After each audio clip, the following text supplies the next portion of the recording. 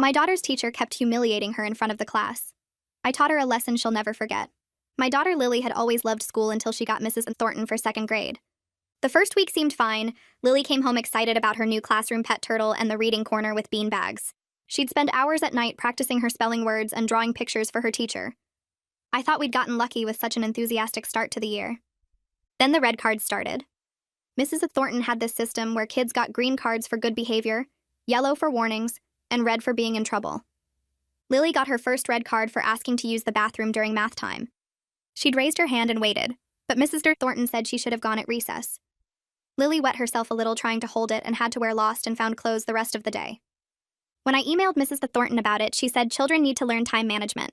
The next week, Lily got a red card for helping another student with their worksheet. Mrs. Thornton said it was cheating, even though Lily was just showing the kid where to write their name. Then another red card for standing up to sharpen her pencil without permission. Another for sneezing too loud during reading time. By October, Lily was getting red cards almost daily for the most ridiculous things while other kids did the same stuff without consequence. But the real problem started with the public punishments. Mrs. Thornton would make Lily stand in front of the class and explain why she got a red card. A 7-year-old having to stand there while 20 kids stared at her, trying to explain why drinking water without permission was wrong. Lily started having stomach aches every morning and begging not to go to school. I scheduled a meeting with Mrs. Thornton, who told me Lily was too sensitive and needed to toughen up. She actually said maybe if I disciplined better at home, Lily wouldn't act out at school.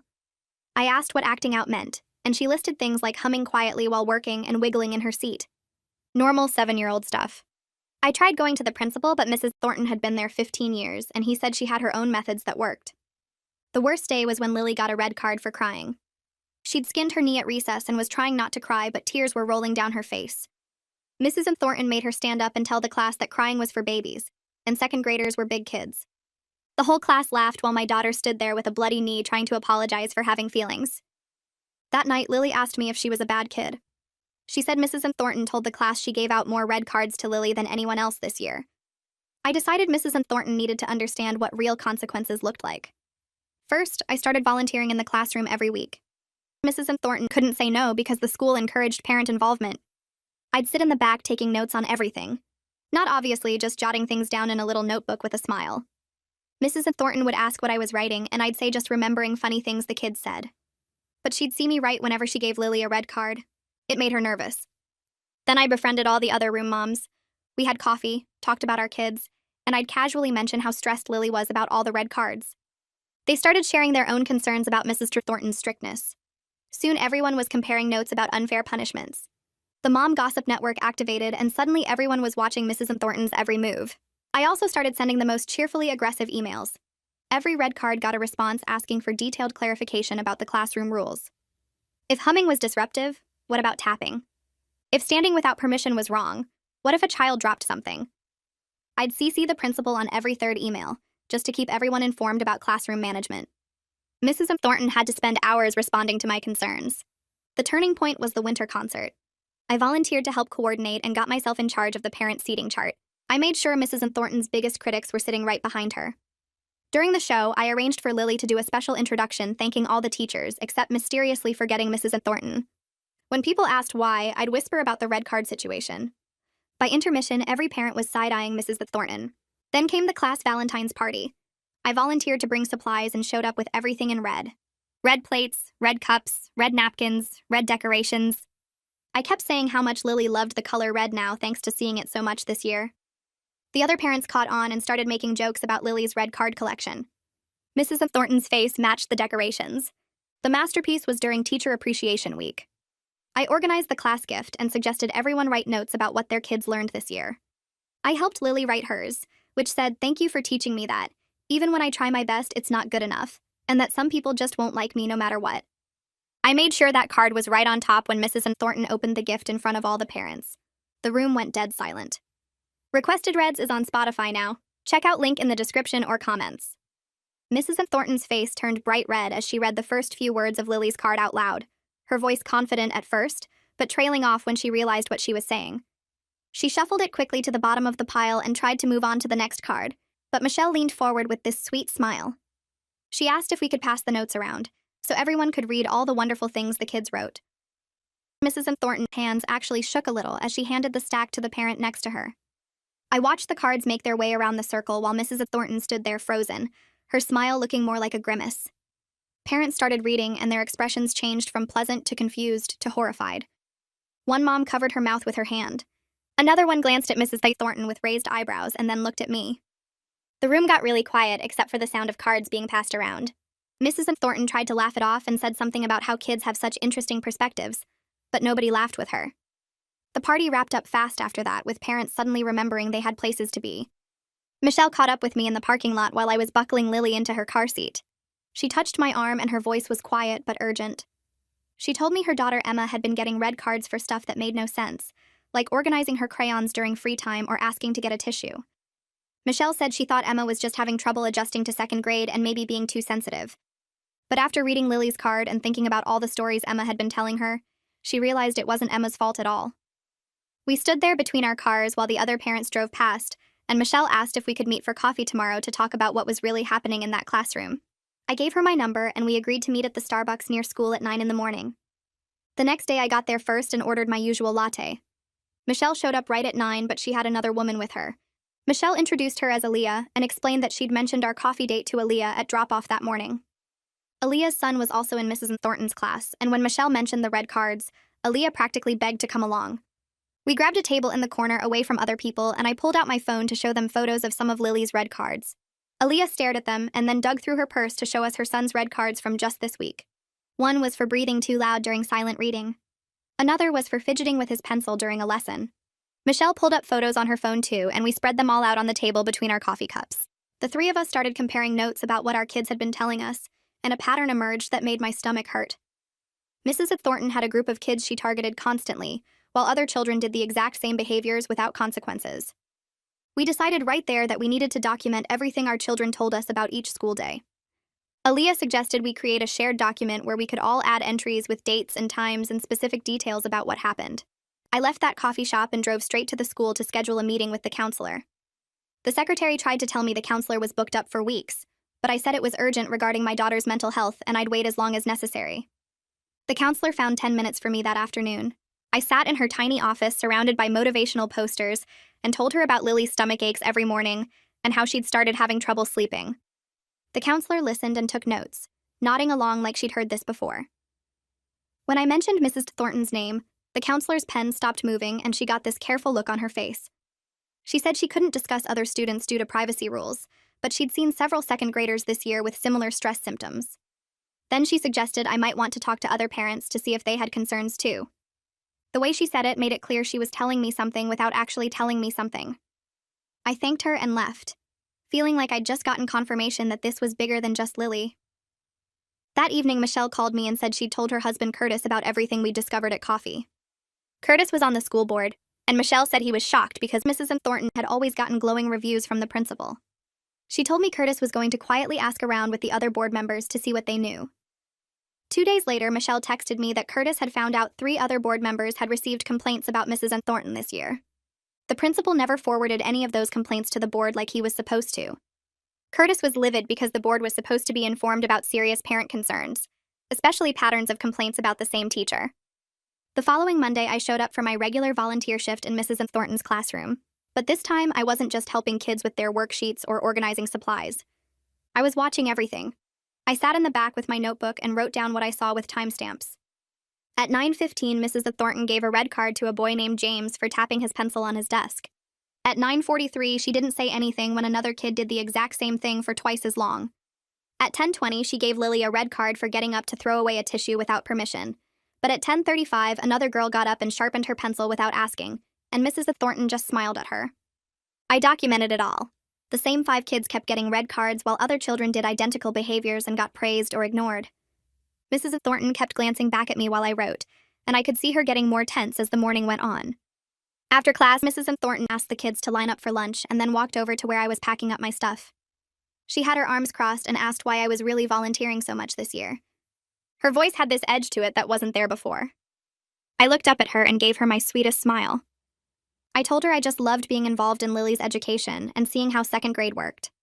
I said it was so interesting to observe different teaching methods and classroom management styles. Mrs. Thornton stared at me for a long moment, and I could see her trying to figure out if I was being genuine or messing with her. She finally just said that was nice and walked away, but her shoulders were tight and she kept looking back at me as she left. I knew she understood that I was watching her now and documenting everything. She was going to have to be more careful when I was in the room. The pressure kept building over the next 2 weeks. Curtis reached out to Principal Holden and mentioned that the school board was asking questions about parent complaints. Suddenly, Holden agreed to meet with me, Michelle, and Aaliyah all together. We sat in his office with our folders of documentation spread across his desk. Holden looked really uncomfortable as we walked him through the pattern we'd discovered. We showed him the red cards with dates and times. We showed him our shared document with dozens of entries from our kids about unfair treatment. We pointed out that the same 5 children were being targeted while others weren't held to the same standards. Holden kept adjusting his tie and saying he was sure there was an explanation. But when Aaliyah asked him what possible explanation there could be for giving a 7-year-old a red card for breathing too loud, he didn't have an answer. He finally promised he would personally observe Mrs. Thornton's classroom to see what was happening. 2 days after that meeting, Lily came home from the school actually smiling. She talked nonstop through dinner about how great her day was and how Mrs. Thornton had been so nice to everyone. She said Mrs. Thornton didn't give out any red cards and even let kids get up for tissues without asking. I felt this sinking feeling in my stomach because I knew exactly what had happened. Mrs. Thornton had known about the principal's observation and put on a performance. She'd been on her best behavior to show Holden that everything was fine. That night, I sent an email to Holden explaining that Mrs. Thornton's behavior changed when she knew she was watched. I asked him to do unannounced observations since the scheduled one hadn't shown him the real classroom environment. I copied Curtis on the email so the school board would know I'd made the request. The following week, Mrs. Thornton retaliated. Lily came home with 3 red cards from a single day, and she was sobbing so hard she could barely get the words out. One red card was for her handwriting being too large and taking up too much space on the page. Another was for humming quietly while she colored during art time. The third was for taking too long to line up for recess. I looked at those red cards and felt rage building in my chest. This was deliberate. Mrs. Thornton was punishing Lily because I'd complained to the principal. I grabbed my phone and took photos of the red cards. Then I took photos of Lily's tear-stained face and her red eyes. I sat down at my computer and wrote an email with the subject line "Escalating retaliation against student after parent complaint." I attached all the photos and sent it to Principal Holden, the school counselor, and Curtis. I explained that Mrs. Thornton had given Lily 3 red cards in one day for increasingly absurd reasons, less than a week after I'd asked for unannounced observations. I said this was clear retaliation, and it needed to stop immediately. Then I held Lily while she cried and told her that none of this was her fault, and that I was going to fix it. The next morning, Michelle texted me that she'd run into Mrs. Thornton's sister in the teacher parking lot. Courtney taught 4th grade in the same building, and apparently she'd been waiting to talk to someone about what was happening.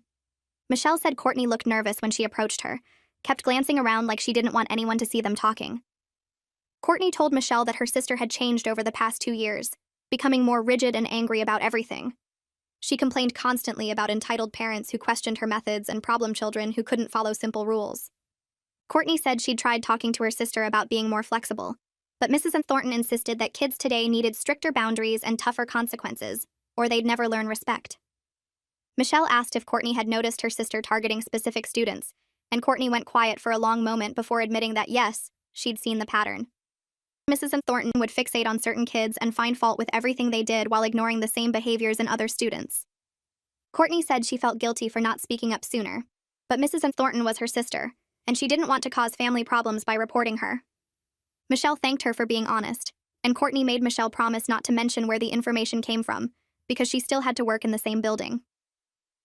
That afternoon, I made an appointment with Maya Simmons, a child psychologist that the school counselor had quietly recommended.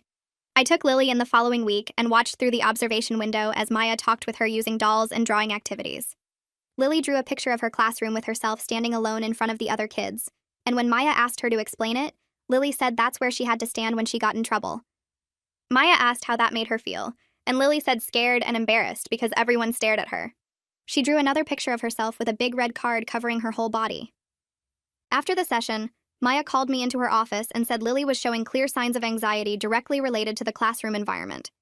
She explained that the public humiliation and unpredictable punishment system had created a fear response in Lily that was affecting her ability to learn and feel safe at the school. Maya wrote a detailed letter documenting everything, including her professional recommendation that Lily be moved to a different classroom immediately for her mental health. She handed me the letter in a sealed envelope and told me to give it directly to the principal, and that she was available to speak with the school if they had questions about her evaluation. I scheduled another meeting with Principal Holden the next day, and brought the psychologist's letter with me. I sat across from his desk and slid the envelope toward him, telling him I was formally requesting an immediate classroom transfer for Lily, based on documented psychological harm. He opened the letter and read it slowly, his expression getting more uncomfortable with each paragraph. When he finished, he set it down and said that moving students mid-year was disruptive to their education and to the classroom dynamics. I leaned forward and reminded him that Curtis had already shared my concerns with the full school board, and they were very interested in hearing how the school planned to address a situation where a second grader needed therapy because of her teacher's behavior. Principal Holden's face went red and he picked up the letter again, reading it more carefully this time.